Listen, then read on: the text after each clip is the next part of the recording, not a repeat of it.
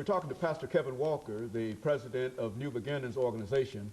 And of course, Pastor Walker, we promised that we'd give you an opportunity to, to talk about some of the support that you find for the New Beginnings organization and some of the other things that we might be able to do as a community and as an area to help you do what you're trying to do. Okay, Dr. Haney, one thing, our goal with New Beginnings organization is to be in every institution in the state of Tennessee, in every penal institution in the state of Tennessee with chapters of NBO operating and people participating, producing constructive citizens that come back into our society. I think a lot of times what we do in society, we follow the criminal from the crime scene all the way to the door of the prison system, and then we sort of forget about them. I don't care how bad the crime was and how often it was televised, when they get through the court system and to the door of the prison system, they're forgotten about. But we have to realize, a person sentenced to prison, everybody does not get life without parole. And some of them that has gotten life without parole have had that overturned and are out of the prison system. My point is that criminals do return back into society. Those that have been convicted of crimes do return back into society. My thing is, how do you want them to return? So if you want them to return as the same person they were when they went in, or even worse off than they were when they went in, or do you want a person that has been changed, that has actually changed themselves, have gone through some processes, have really come to grips with themselves and know who they are, and now they're coming back into society to contribute to society? Because, you know, the ex-convict could very well be your next door neighbor. Now, how do you want your next door neighbor to be, knowing that you just come out of the prison system? We're looking for people that want to involve themselves with the New Beginnings organization. If you want a solution to the problem of crime, the problem of reincarceration, if you're looking for a solution to help steer youth away from the negative influences in society, then you need to be involved with New Beginnings organization, because we're designed to do just that. We're designed to not only offer prevention programs to our youth and young adults that are traveling that pathway, at risk, if I might say, but we also are set up to offer programs within the institution once a person has become incarcerated, so that that person will not return back into society and do the same things.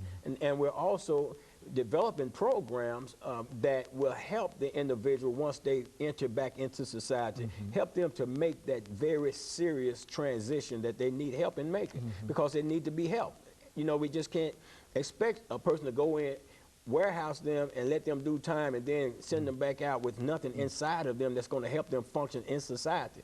They're worse off than they were before they left, because one of the things is because they don't know what's going on in society in terms of being out there living. You can see it on the TV and stuff like that, but not being in the middle of the boat, you don't know really how to deal with certain things. So we're developing programs to do that.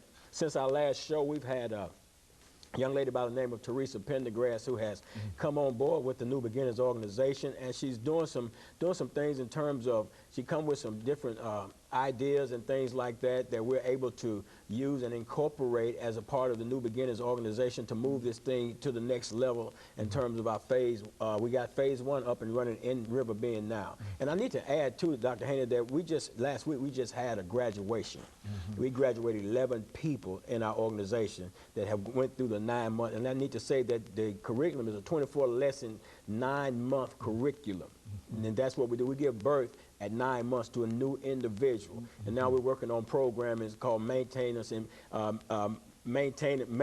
motivation type program that they'll go into a phase 2, and then a phase 3 when they're coming out of the system. So we're constantly developing, and we need folks that will sow their time, their resources. The New Beginnings organization right now, we're not having any funding right now. The funding that we're having right now is based upon the inmates funding certain things, sending money into the account and stuff like that, and a few dollars that I put in myself. But other than that, we don't have any funding. We're seeking people that know where the money is, that know where the grants are, can point us in the direction that can actually get in here, write some grants for NBO, help us get on our feet. Somebody that may have an office space, want to donate an office space. We need computers. We need all kinds of stuff so that we can set up computer labs and things like that. We need all types of human resources, financial resources, material resources, so that we can make New Beginnings a reality. Because you got to think of it. This is just not new beginnings. This is a solution to an age-old problem of the person committing the crime, going into the prison system, getting back out, recommitting the crime, going back in. So we can, people can get involved and help solve this problem that's in existence. And so you think you have what you might consider a cost-effective method in a time when we're in all of these dire straits in reference to the budget and et cetera. You think that it's cost-effective over the last minute, and that you should be able to do something with it? Well, no, I don't think I have a cost-effective method. I know I have one. I know that, you know, we can operate programs at no cost to the state of Tennessee, other than maybe some transportation costs to bring them to an outside program on a furlough or something like that, a work release or something like that, and only because of security issues with they transport their people.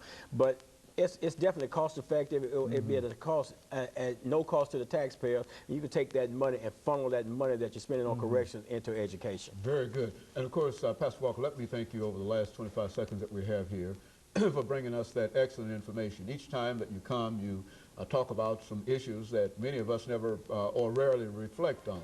As you indicated time and time again, that you follow an individual who has committed a crime up to the prison gate, and then we leave him there. And let us thank you for bringing us that information. And let me encourage our audience to tune in again next week for another informative edition of Comments. Thank you and good morning.